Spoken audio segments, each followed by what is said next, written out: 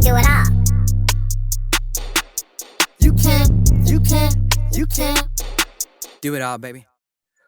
Welcome, everybody, to the first remote episode of the Metro Icon podcast. I am Shawn Kay the Showman from Do It All Entertainment and DIA Media, and of course, the curator of Metro Icon. Alongside with me is my co-host, the one and only Tubad. Tubad. We're doing this remote episode, y'all, and how you been, man? How's everything holding down in NOLA? Man, it's going down. Getting ready to go to Canada. Canada? Canada. No, Canada. What are you going to be doing there? Playing a festival with one of my good friends, KM. Okay. So going out there, which is going to be really cool. I have to let you guys know how that goes. So yeah, I'm about that. So, listen, the second episode just got released. Obviously, we pre-record all of these episodes, and so we had the second episode that just got released for the journey of Metro Icon. And one thing I realized I never say in our podcast: make sure you guys are following us and subscribe. Follow us on Metro Icon. I'm Shawn Kay Do It All on IG, Shawn Kay the Showman everywhere else. And my man Tubad ripping on him. Tubad rip. Tubad drip. Tuba. There we go. No, tuba dripping. Tuba drip. Tuba drip. TUBADRIP. That's right. That is right. And this is gonna be a fun episode. And we want to talk a little bit about the culture dilemma. I think that is an important conversation within the industry because I have a lot of experience, obviously, with doing Indian weddings and being in the Indian wedding market, which is huge. But we have kind of transcended to do pretty much every cultural fashion imaginable. And it is interesting the trends you see within working with specific culture clients. So we're going to talk a little bit about that. Tubad, you've been in the wedding industry for a little bit. Do you have I weddings? I do all kinds of stuff. But the one culture that I'm pretty heavy in is the New Orleans culture. And so with that being said, we do brass bands, which, living in Chicago, you hear about a brass band, you think one thing. But, after I moved down to New Orleans, I realized that the brass band culture runs way deeper than anyone who has never lived in the city could ever understand. And so being that, when I'm working with clients, being able to show them and take them into that next level and being able to let them know of actually what the New Orleans culture really is, rather than just something that you think or saw on TV, Yeah. What do you think is more lit, a New Orleans wedding or a New Orleans funeral? We talked about that before because the funerals are crazy. It's super cool because, the whole party for the wedding is like lit. You have them marching and they're all having fun. The whole party's having fun. And then anybody on the street can jump in afterwards, and that's the second line. You know what I'm saying? The first line is everybody who's actually a part of the party in the band, and then everybody who jumps in who had nothing to do with it, that's the second line. And so that's super dope. But when it comes to a funeral, like, I felt like a New Orleans funeral was like no other, because it's just like, of course it's sad like anybody else's because you lost your loved one, but you're supposed to party for that loved one too. You're supposed to dance to your heart's content so you can show some respect for that man or woman's life right there. It's like celebrating their life, right? You want to be able to celebrate someone's life. I mean, it's sad that you lost them, but ultimately you take all the things that they gave to you. So you want to be able to celebrate their life. That's honoring them. Right. So I 100% understand that dynamic, but this New Orleans is like, that's its own culture, right? Like, it doesn't matter what your ethnic background is. Like, you from New Orleans, that's what you do. right? For sure, for sure. I mean, there's a lot of like, as they always say, New Orleans is like this gumbo, It's like a root, you know what I'm saying? It's like Gumbo. different people coming together to make this wonderful culture, but at the same time, it's this big humongous family, whether it be talking about the Mardi Gras Indians, you're talking about the brass bands, you're talking about the baby dolls. Like I got some friends in the baby doll crews. We got the social aid pleasure clubs. We got the crews. Like the culture runs very deep, but you can't really even understand it unless you come down here and really live a part of it. So having somebody who's actually lived it is an asset. Yeah, to be a real thing. I did a New Orleans wedding in New Orleans, I should say. I wouldn't call it a full New Orleans wedding because it was my boy DJ Illest and him and his wife. They got married in New Orleans, and they just fell in love with the city that they were, because they've been there a good handful of times, and they just knew that's where they wanted to have their wedding. And they had a brass band come out in their intro, and it was just a wild time. We kind of embraced a bit of the culture of what New Orleans does for their weddings and how they celebrate. But I felt like it was, still relatively, it wasn't at the fullest extent of how a real New Orleans wedding is, even though it was lit. I mean, this is DJ Illest's wedding, so we didn't hold back. And I'm gonna be honest with you. So there's the New Orleans wedding that's done for tourists, and then there's the New Orleans wedding that's done for locals, and it is a little bit different because, like, when I first got in town, 6 years ago originally, I lived in Dallas for 3 years, and then I just got back in December. But when I first came in town, like I got to play some of the like spots in the little hole in the walls where they call you that night and be like, hey, yo, we need a brass band tonight. We got this party and you just come through. And like, it's just such a quick 30 minutes. The band just hits and they come in full energy from the beginning. And it's just every song, everybody knows them because they're just like, oh my gosh, these are the songs we grew up with. We went to the Sunday second lines, and the Sunday second lines are the huge second lines that they second line for 4 hours. And it's 3 to 5 brass bands going down the street, and it's people selling alcohol, t-shirts, and just dancing and family everywhere. And it's just a beautiful thing. It happens every Sunday. And so all of these people grew up in this event, going to seeing every Sunday. And then when they have a wedding or a birthday party or anything like that, for the locals, they know these songs and they're ready for them. They're like, yeah, oh, Casanova. They know these songs and they're ready to go.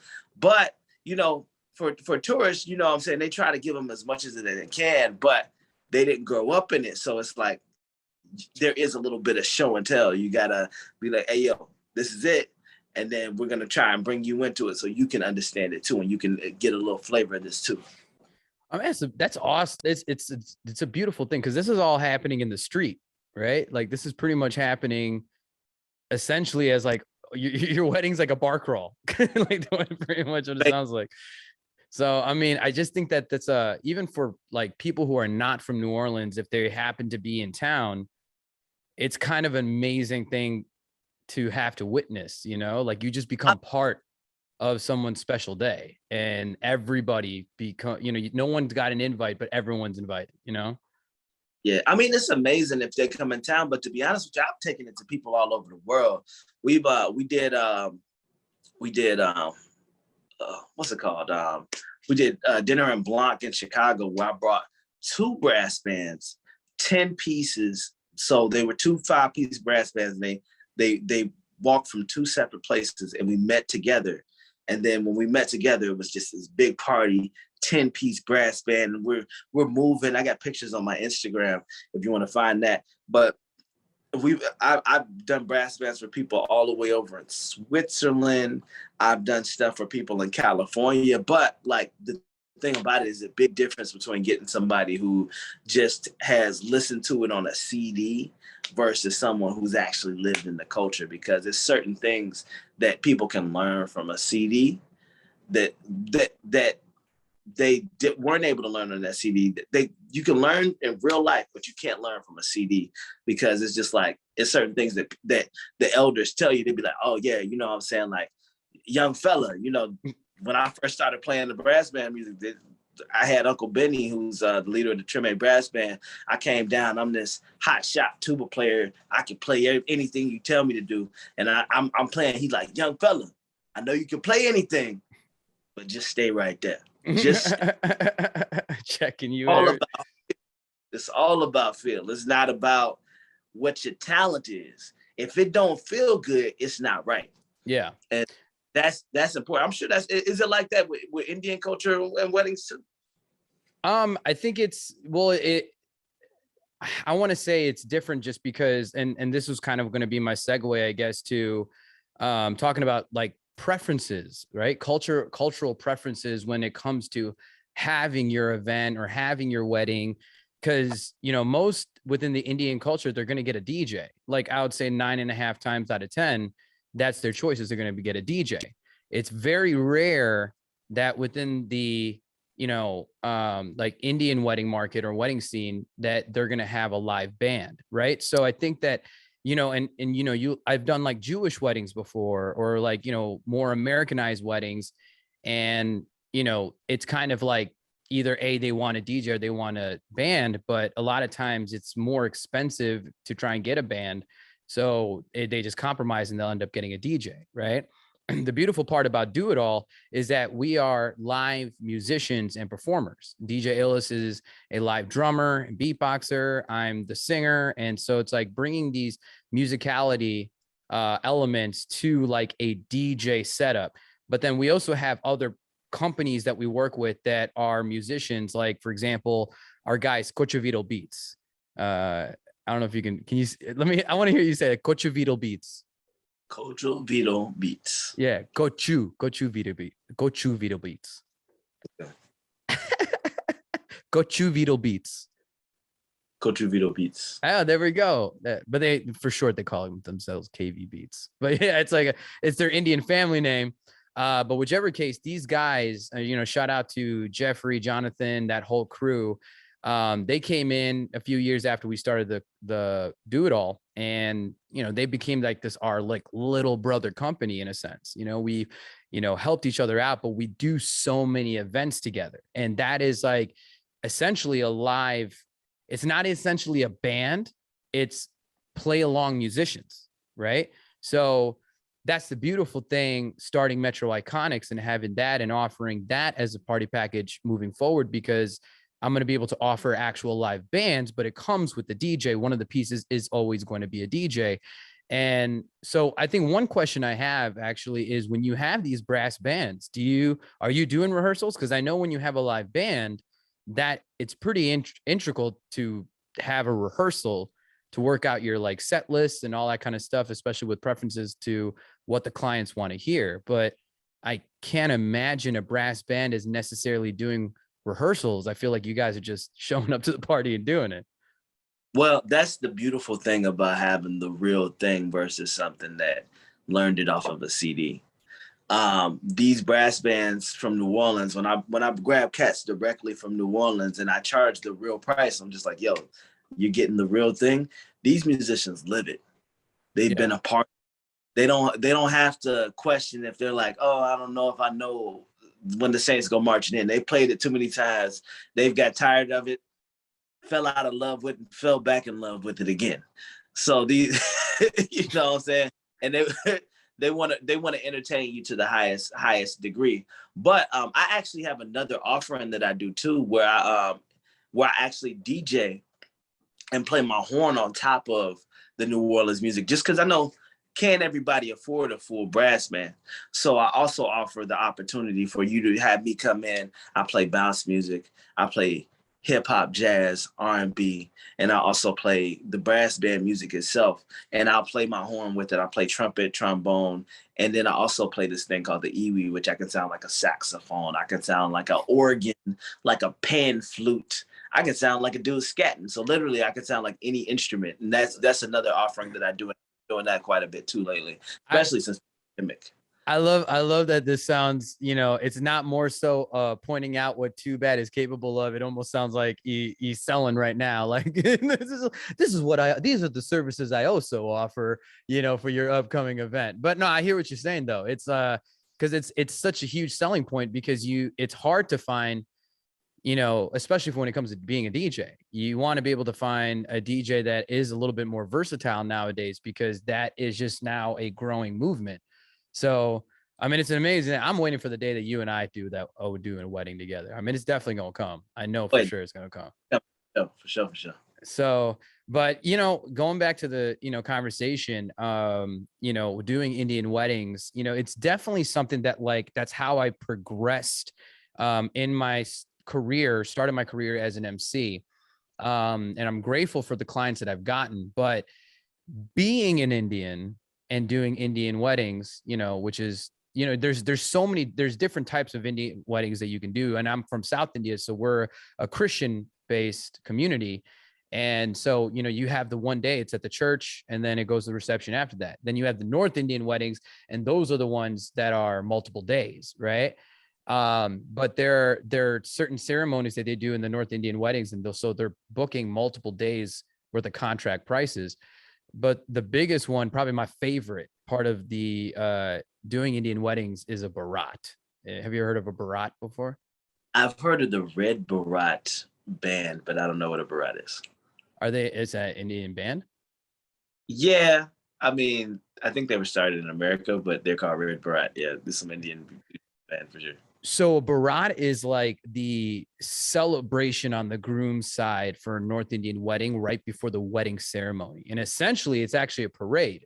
It pretty much in India, what they would do is they would start at the groom's family's house, and like everybody from the groom's family, his friends and family, would all start there, and they would parade, play live music. And usually it's with a drum. So it's like a dolly, and they would parade from the groom's family's house all the way to the mandap, or where the wedding ceremony is going to happen. And it's kind of like it's a celebration of the groom on his wedding day, but the symbolism is kind of like it's a test to see if the groom is ready to get married, so it's kind of a beautiful thing. And so sometimes, obviously they ask me to, if I'm emceeing the reception and I'm there during the barat to help it happen, they'll ask me to MC it and stuff, just to kind of get people, move in and animate and everything. But that's probably my favorite. I think that's just a beautiful thing. Like, if when I get married,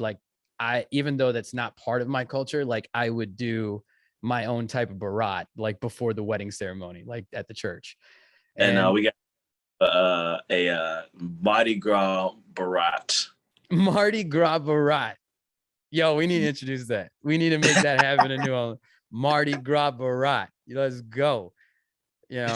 Throwing some fire breathers and people wearing snakes for no reason. I mean, I'm ready for it all.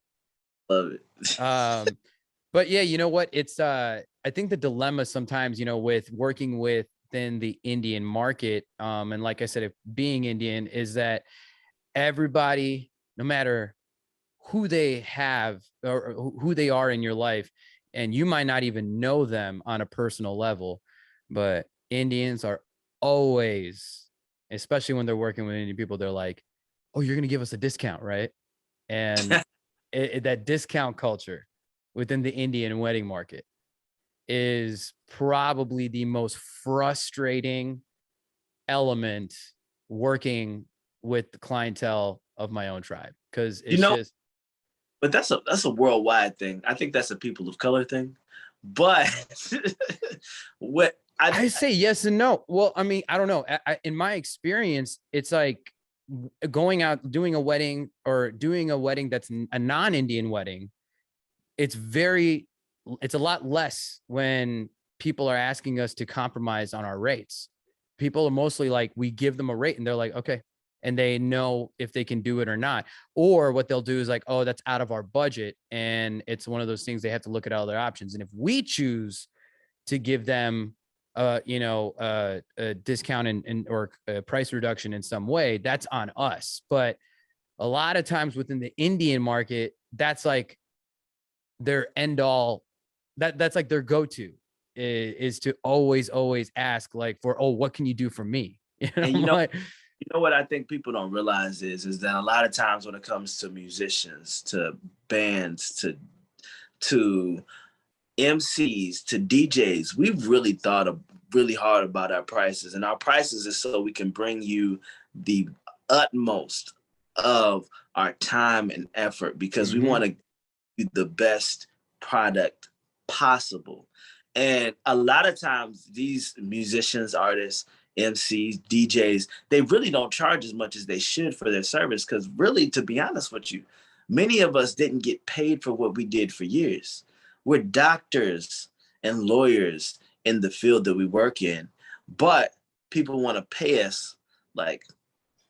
Well, I think the thought process is they're only centralized on the work of that day, right?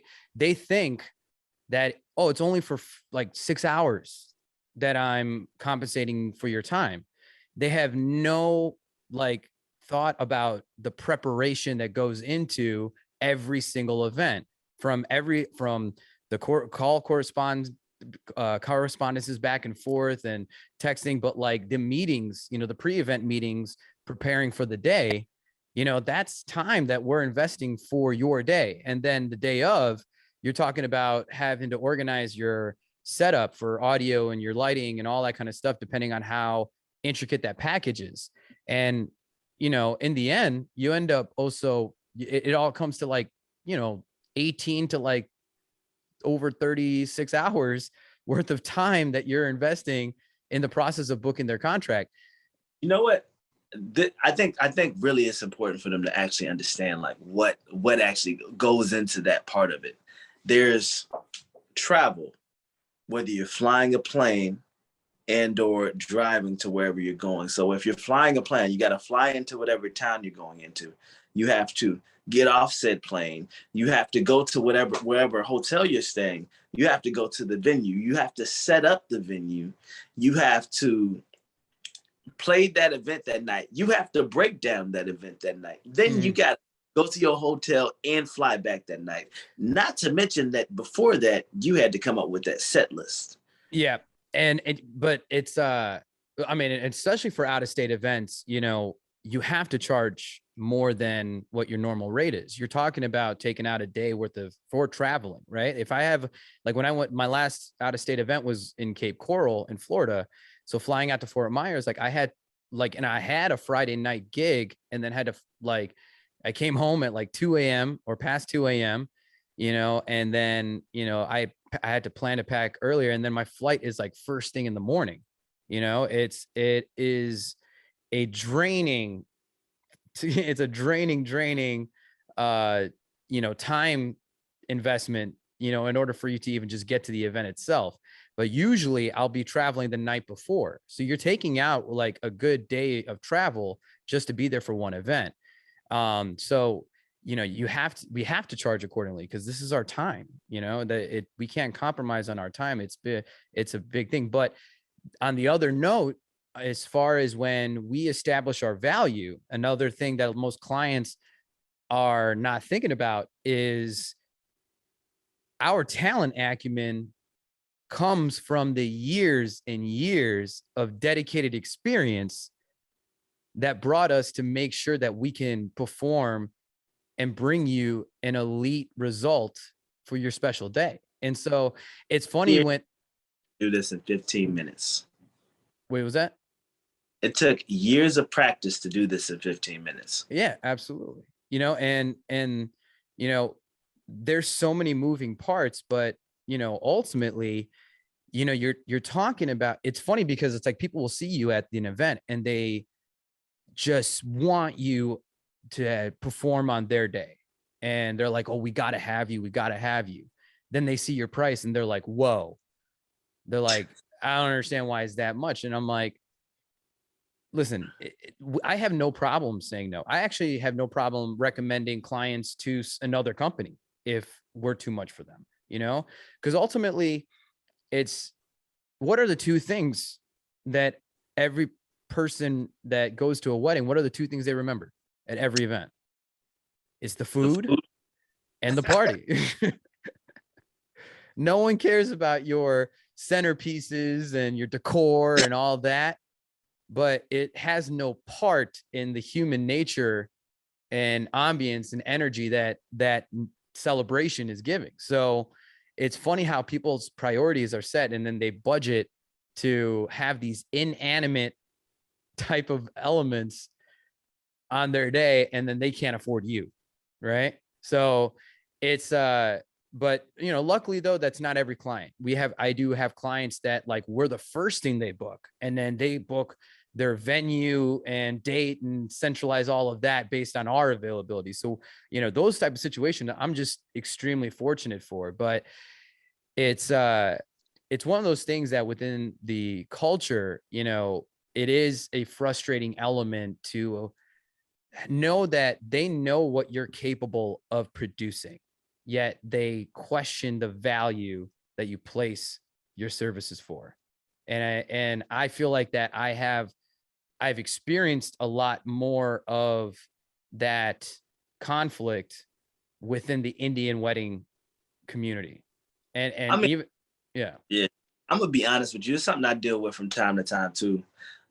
You know, especially with people thinking that, you know, especially since I'm a musician, you should love what you do. You do what you love. So what you do, what you love, you should do it for free, right? Well, just because love ain't never paid my bills. And like, oh, you know what I'm saying? You're gonna get a lot of exposure. Other people Oof. are gonna Oh my God. never paid a bill. If I could pay my rent on exposure, man, dude, like that would be amazing. So I feel like we've talked about this a little bit, but it's funny that you said about talking about the exposure. Oh yeah, like, oh, if you do this wedding, we have like 2 or 3 other people that are getting married, and you can book their business if you do our wedding. And I'm like, it's so funny that I hear that, because I'm like, nobody can guarantee you future business. Fact of the matter is, it does not matter. Even if it's like your own sibling that's getting married, there's no guarantee that they're going to book you simply based on the fact that you work that event. I mean, obviously you can do a great job, but you know, you do a great job, it still doesn't guarantee you on that next event. So it's funny because, you know, that is a selling point that they'll bring to me, being like, why I should give them a price reduction, because it would benefit me and my future and the business that I could be getting in, you know, in the foreseeable future. And I'm like, okay. And it's so funny. So now the way I've learned to combat that is I'll tell a client, I'm like, okay, if you really truly believe that I'll book 1, 2, 3 events from doing this wedding, if you're that confident, then I'll give you the price reduction that you need or you want. But in the next 2 years, if nobody books that came from your event, then in 2 years, you got to pay me the difference. Are you willing to do that?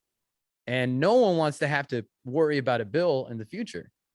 So that's the compromise. Everyone's like, oh, you know, it's, we have to be conscious about our time. Now, granted, when you're starting off in the industry, you got to make a lot of compromises, because it is about the exposure. It is about doing that great event and being consistent at every single event, but you want to be able to build up your book of opportunity before you truly build your book of business. And I think that's something that a lot of entertainers will come into the industry and think instantly that they got to be paid the same rate as somebody that's been in it for 5-10 years. You know what I mean? And so there's a lack of awareness of the respect and due diligence you got to put into the industry first before you're demanding a similar price rate to somebody with more experience. Now, not to say that you're not good, but you know, it's not about as many shots as you made. It's about the amount of games you played that created those shots, you know? So, you know, that a lot of times, you know, that, and that's I guess a side conversation too, is just people within the entertainment industry, how they navigate their own personal value. But, you know, the one thing is that I'll tell you this, if you talk to, and this is, you might find this interesting, but if you talk to people like vendors that work within the Indian wedding market, they will tell you they can't stand working on Indian weddings or working with Indian clients, like majority of them, because it's just the same all around. Everyone is looking for you to compromise for them and you give them way more. They want you to give you like $5,000 worth of services for like 2,500, and they expect you to be putting on a show worth $5,000 and not paying that price tag. So it's like, it's funny. And that's one thing I've actually kind of noticed is the cats that you give any type of deal, those be the most headache of clients anyway. You kind of don't even want to work with them, to be honest with you. Oh, I've had clients that willing to pay the contract, and I wasn't willing to work with them because I did not see that as a mutual beneficial working relationship, because it is a working relationship, and you got to maintain us as entertainers. We got to maintain our peace in order for us to be able to put on a great show. If you're bringing us out of that and you place us, you don't have respect for us, and we're just the workhorse, and they pretty much own us because they signed that contract. I'm like, nope, it is not the way it works. And so respect goes both ways. If we want me to respect your event, you want to throw the respect right back. And it's not a matter of like, oh, I own you now, and a lot of people see it sometimes like that, that like they sign that contract and they're like, oh yeah, now you, when I asked you to do something for me for my day, you better make it happen. And I'm like, pump the brakes, pump the brakes. Those are the audience. Musicians, entertainers are not the help. They're business owners that you need to respect, just like anyone else you would respect in any other industry. Here's the other thing too, man. When it comes to, when you book your package price, or, your contract package, and you have your DJ, your MC, but you're booking your sound and your lights and all that kind of stuff. When it comes to your speakers or your controller or your laptop or light, whatever lights you have, those are machines. Those are machines that are manufactured. As long as they are functional and taken care of, they're going to work the way they're supposed to work. But you can't manufacture talent. You can build it. You can enhance your talent. But when you have your DJ, your MC, your musicians, working that event, that's not a talent that you can necessarily just find anywhere, that you could just pick out a store and take off a shelf. So understanding that value, there's a supply and demand, right? There's more than enough sound and lighting production companies or, warehouses where you can just rent AV, or purchase it right off the shelf. You can't purchase talent off the shelf. So recognizing, like, a lot of people don't recognize that value. If they're coming to tell you, like, man, you put on a show like nobody else, but you want me to charge you like everybody else? Ooh. And that's it. Like, people want exceptional results, but want to pay mediocre pay. That's not something that it doesn't line up. Our transfer of energy needs to be similar. So if I'm transferring you amazing energy that is going to bring your event to the utmost level and really bring your vision to fruition, you have to pass forth the same energy in monetary value. Absolutely, man. Absolutely. Before we continue this conversation, I'm just gonna go ahead and jump into our sponsors.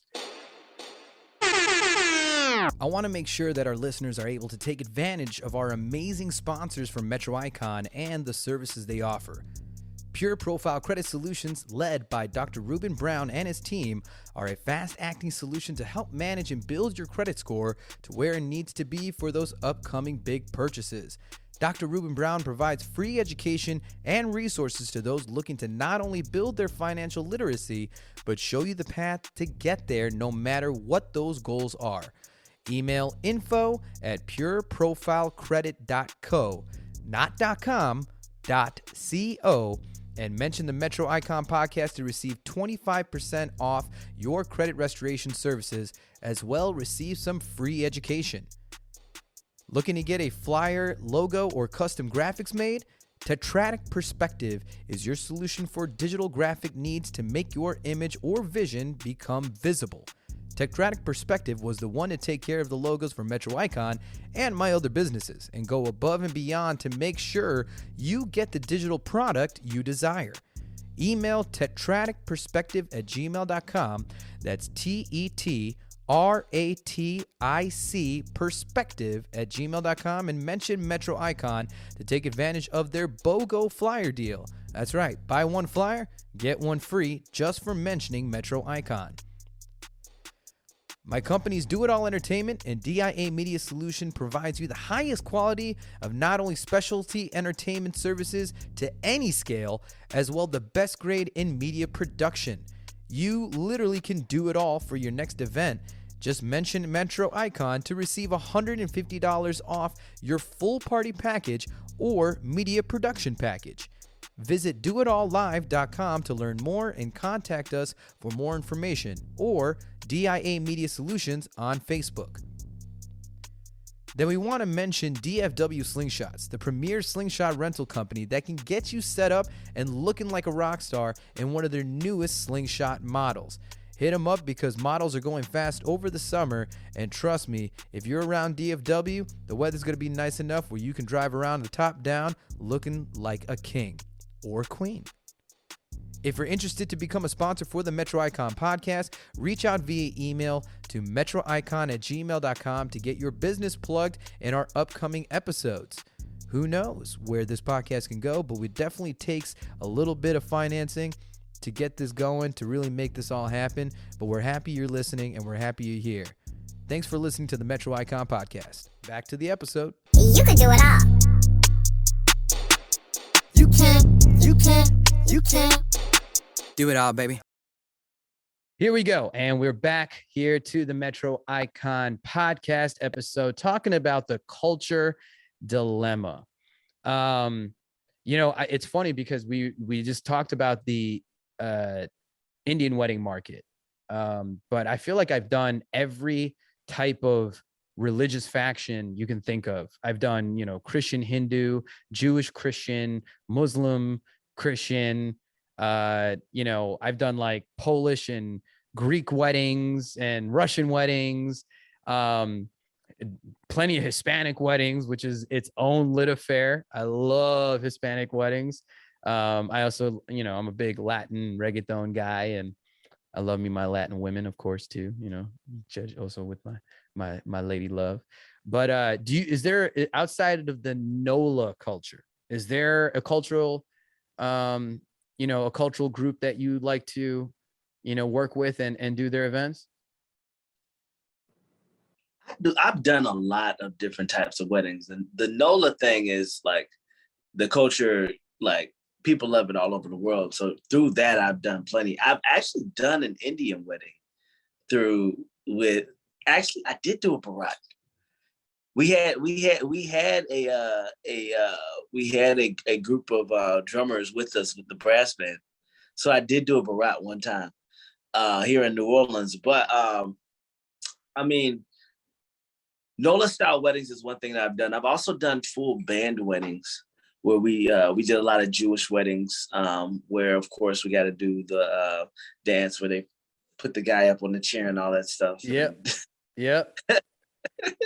That's the horror. That's the horror. Yeah. I mean, because I started in the bar and bar mitzvah game, so that's something I always knew is, horror is standard. But yeah, you do it at Jewish weddings. But what's your is maybe you don't have a favorite culture to perform on, or like a cultural celebration to perform on, but do you have a favorite event that you did, a favorite cultural event that you did? There's so many different things. I love different things. I love when people bring me different projects and they just have this vision that's new and different. So I tend to work with a lot of different clients all the time. So I do random parties. I'll do like little house. Oh, actually, last year I did someone, their husband was turning, I think it was 40. And we were literally in the back of their house. And when I say we, I mean me. Uh, it was me solo trumpet and DJing, and we were literally, they were having a pool party. I was off to the side, and I was DJing, and then I was playing a horn and walking around while they ate hors d'oeuvres. And like I love how you but- said hors d'oeuvres. I don't know what it was, but that inflection was just like, and they were eating hors d'oeuvres. Can't forget the hors d'oeuvres.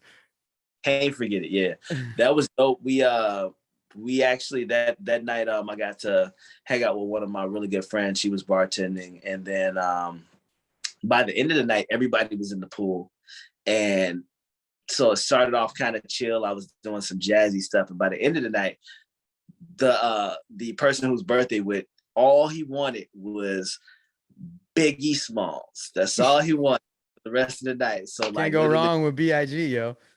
exactly. So I was it was a very, very good night. But like I love events where people are like, I want you to mix genres. I want you to go from funk to jazz to hip hop to salsa to soca. Like, you know what I'm saying? Like, I just love those things where you're just like, look, I like a lot of different types of music. Can we get a little bit of it all? I'm like, yes. It will be my Absolutely.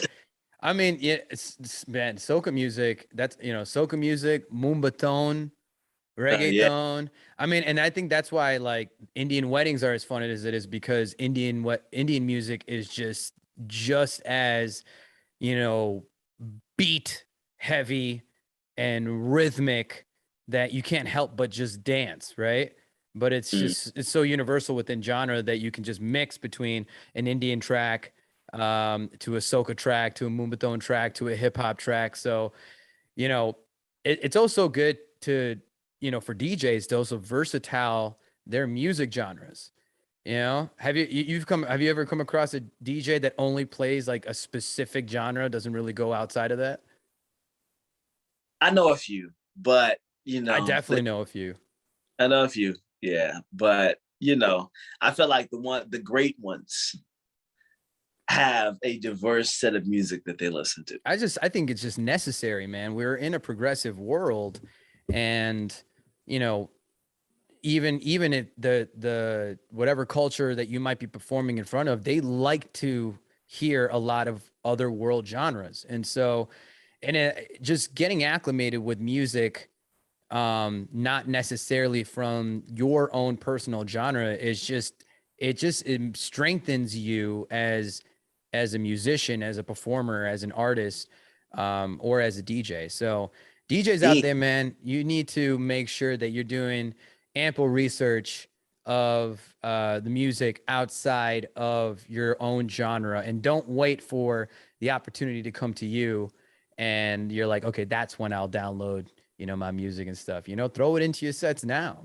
Play with it, practice with it, and make it happen. But I think that is just working within being a fusion genre DJ. I think that's one of the strongest things you can have for growth, because it puts you in a world that you can pretty much perform in front of any culture. And like, I actually did a wedding in Oklahoma City, and I worked with this DJ, awesome dude, DJ Light Bright. This guy he actually lives in South Texas, but he does a lot of OKC weddings, and he's only done a very, very small handful of Indian weddings. But I worked with this wedding for him, and it was a little bit more culture heavy versus it. Sometimes you have those I guess call them coconut Indian weddings where, brown on the outside, white on the inside. So it's not they don't have as much like cultural elements that are happening for the celebration. So you can just kind of play more American stuff. But this one was a little bit more, culture heavy, and he had to play some Indian music. And so that was the first time he had to acclimate himself to that genre, but he is more hip hop, and he was tagging back and forth, but he was very, very fresh with it, and he did it very well. And on top of that, he was just so open working with me that like he took my direction well, and so that was he came prepared. It's like that wasn't his genre that he usually does, but he came with it, and DJ Lightbright did his thing. So it's that puts you in a stronger way when people can see that you can play and mix within genres and putting two different songs from two different worlds and blending them together and keeping that energy consistent. That's such a strong point. Then, playing it just, Notorious B.I.G. and then going into Cardi B and then going, it's like, it's that's kind of, it's not hard to do, it's easy to mix, similar genres. So, we need definitely more within the industry for DJs to be able to play within, multiple genres and be ready for any culture that's in front of you. Just got to be ready. So, that's one thing. I also enjoy doing the destination weddings, like Indian weddings in like Cancun. I've done like about 5 of them. Every single time I've gone to Cancun, I've never had to pay for it. It's been a beautiful thing. That's the only way I want a vacation now. I want to be on vacation and not pay for it. I want to go do my thing and have some fun, but they're also cover me for my trip, and I can make the most of the other days outside of the day at hand. But yeah, doing those weddings they're very, very fun. I feel like everybody feels in vacation mode, versus like I do destination weddings are all around the country, but when you're like in like Mexico, everybody knows it's just vacation vibes. Everyone's there to just wild out. And destination weddings are also awesome because I feel like that is how you actually get a room of the people you truly want there and the people that are really want to be there for your special day. It's easy to do a local wedding and you got the, your church family and work family, and it's like your numbers are just going to go much, much higher because you're choosing to do it locally. But then when you do a destination wedding, not everyone can, pay to actually fly out to Mexico, for a weekend. And it's definitely a lot more of a price investment, but ultimately, you get the people there that are going to party and make the most of your day. And I think that's something special. One thing within it, there's and I've talked about this before, is a special group within the Indian wedding market, the Pentecostal weddings, where they're very religiously structured in a way where, they don't wear jewelry, but biggest thing, they don't drink. Do you drink when you do your events? Nah, I mean, I want to be in the tip top thinking position. What about you? Yeah, I feel like I'm tip top regardless. I feel like my game is good enough that I can have a couple glasses of whiskey, but I naturally will drink whiskey on my events because I feel like it also helps with my throat, just kind of clearing out any kind of general scratchiness that might be happening. Have a glass, but at the same time, it allows you to just be a little bit loose. I mean, that's just for me. And I think to each their own. And, not a lot of entertainers can drink on their events, and, they have one, it's kind of like a spiral. For me, I'm not a huge drinker. So I cap myself at a certain point where I will not get to a point where I am sloppy or slurring or, skipping over my steps or just kind of not really paying attention to detail. But I'll have a drink or two, especially in the beginning of the night, have a drink or two. All right. I feel loose. I feel ready. And then once the dance floor opens, that's when, I'll have maybe another drink or two, just because it'll help me to get a little bit more loose or just be more fun in the moment where my creativity will just kind of be a little bit more wild and not as like stone cold or structured. So, but I mean, again, I guess it's like to each their own, like it's just not everybody's going to be able to perform well, with a glass. So, but DJ Illest, he doesn't drink at all. Like he doesn't drink at all. So, whichever case, whenever working with him, it's like that. I don't ever have to worry about that with him, but I have had entertainers that I work with and they're just pounding glasses. Which one is never after good. another. Oh no.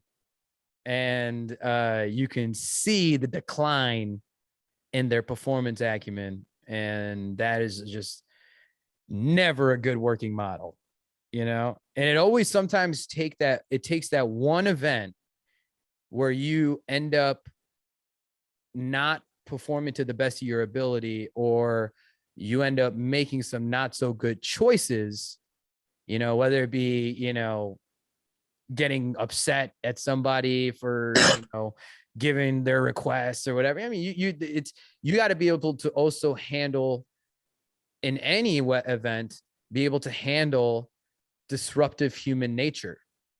Yeah. You got to have the right mindset to be in that, because there's, you know, you have a few drinks, you get a little bit tipsy, you know, your less tolerant side comes out. And, you know, if you're not calculated in your responses and to certain disruptive human energy that comes in, I mean, it's a wedding, man. Let's be honest. There could be the drunk cousin, uncle, somebody at the wedding who comes up and messes with the entertainers all night long. And if you're in a drunk state as well, it's not the best. It's like, yeah, it's just it's not a winning combination. It's just, there's no way it's going to be a winning combination. There's going to be a loser, and more than likely it's going to be you, because even if the fault is not by your own, if you don't handle it the right way, all the blame is naturally going to go to you. It's just to any entertainer. That's to any entertainer, you know? Yeah. So you need to be able to know your limitations. And if you know that you become a little bit more wordy or mouthy, you know, after a few drinks, you might want to definitely question yourself if it's the smart way to go, because you just got to be ready. You just got to be ready to handle whatever element. But again, it's like any running a business. The one thing that's always going to work against you is people. You know, we've talked about that. So people is always going to be that. Say that again. They can either work for you or against you. Absolutely. You know, and you could also take advantage of certain opportunities, or you can take advantage of certain situations that come your way that might not be ideal, but you can there's always a way sometimes to flip that in your favor, you know? And I got endless stories for days. I mean, I had, you know, drunk bridesmaids going up to the DJ booth, telling their request and yelling in the DJ's ear. And I'm trying to play the middleman. And then they're just like pushing buttons on the DJ turntables. I'm a DJ. I'm a DJ. And then they get mad when you like tell them they have to leave. And it's just, I have had all types of situations.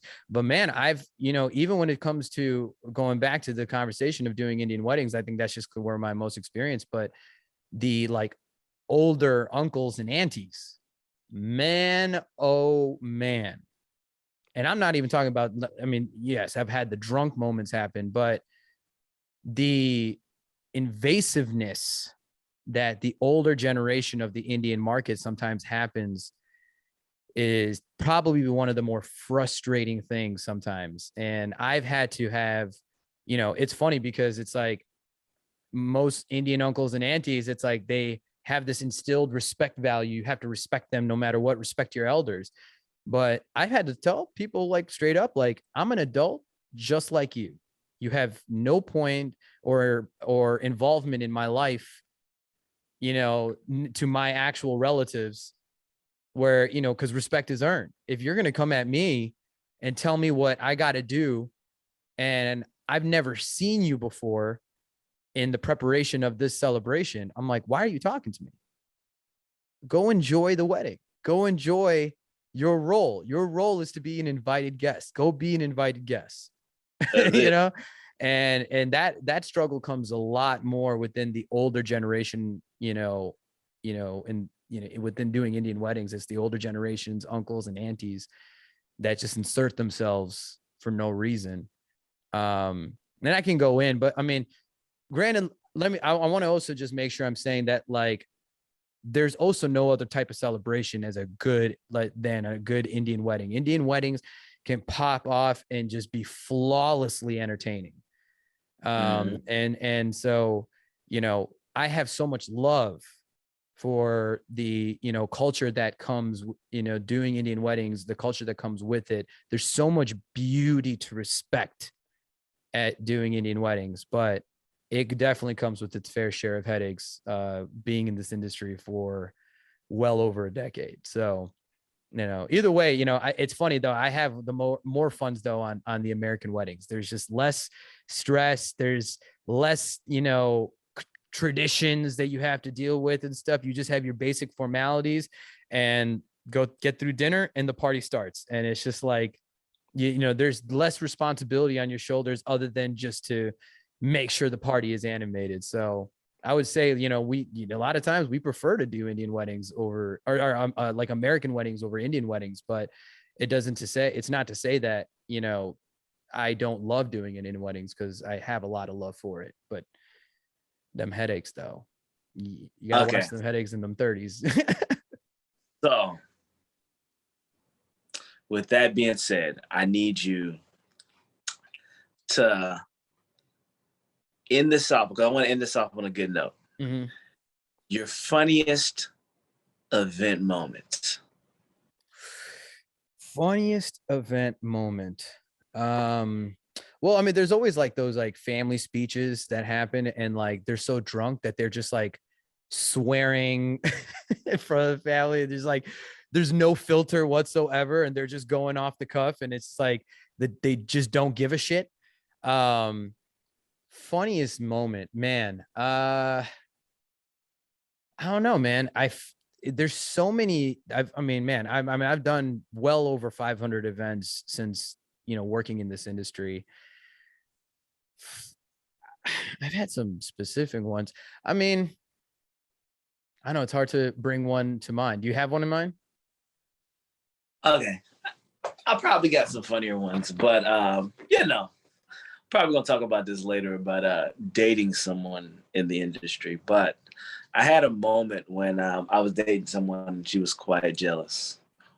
And so I was playing some event. We were at a coffee shop. And it was nighttime. It had to be like around like 11:30 p.m., 12 midnight. And I'm playing, we're having a good time. It's me, a drummer, and a guitar player. So I'm on horn. And I see this girl in her drunken stupor. She looks at me. And she's like, she obviously has a ring on her finger and it looks like she's with her husband. But she literally sees me and makes a beeline towards me while I'm playing my horn. And I'm just like, and then she's like right there and she's trying to hug on me. And I'm just like, my girlfriend's right there. And literally before I could even finish saying that my girlfriend's right there, the girl I was dating at the time grabs this girl by the collar and literally walks her out away from the bandstand. I'm just like, wow, that's kind of embarrassing. Needless to say, it didn't work out, bro, but it was still a very funny moment. Dangerous game, bringing your significant one on event. It was a dangerous game you played, sir. But I mean, it's gonna happen. I mean, we are entertainers, you know, we're invoking such positive, fun, you know, beautiful atmosphere. You're gonna have, it's an intoxicating thing, and when you're getting intoxicated, you're gonna have those moments. God, I know that there's been there was one wedding I did, and there was like a big thing that happened, not necessarily on the dance floor, but it was like a cheating moment happened in like some separate room or bathroom or something. And that knowledge became known because they got caught up, I think, by a few people. And then it was just like spreading at the event. And one of them was married And so watching like this social dynamic of this new of this breaking news, and like somebody was gonna get hurt real bad, and we're trying to keep the party alive. It was interesting to say the least. But I don't know, maybe we can have an episode talking about funny moments, memories, that we can actually have, we can sit down and compile them. But in the moment, we're gonna go ahead and close this podcast off, our first remote podcast, and I hopefully will say that this was a success, not like the lost episode, which we may or not release in the future, which was actually a great episode. It was a great episode, but we had audio malfunctions, and so if we released the lost episode, it would only be on YouTube. But if you want to see the lost episode, let us know. And if you have comments, or if you have subjects that you guys would like us to talk about, write in the comments section, shoot us a DM. You'll see our Instagram tags and social medias, and so there's many ways to be able to reach out to us. Otherwise, whichever case it is, I think the biggest thing is that our experience within the cultural entertainment scene, there's no limits to what myself and Tubad have performed and been part of. And hopefully in the future, no matter what cultural essence that you are trying to emulate on your special day, we can definitely make it happen for you. But until then, you have something to say? Sayonara, suckers. I mean, or sayonara winners too, the suckers and the winners. Whichever case, y'all, this has been the Metro Icon Podcast. Make sure you guys are following us, subscribe on YouTube, Spotify, Amazon Podcast, Google, Apple coming soon, and Buzzsprout, and iHeartRadio. And my man Tubad, we got our remote episode in, and we appreciate you guys listening in, and stay tuned. More to come. Metro Icon Podcast with Shawn Kay the Showman. And Tubad, we out. Peace, y'all.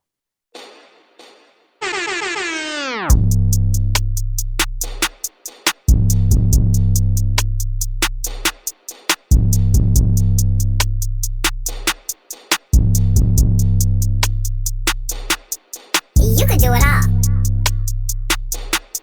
You can. Do it all, baby.